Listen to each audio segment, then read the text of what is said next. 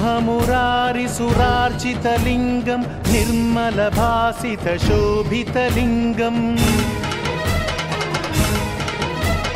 जन्मज दुःखविनाशकलिङ्गं तत्प्रणमामि सदा शिवलिङ्गम्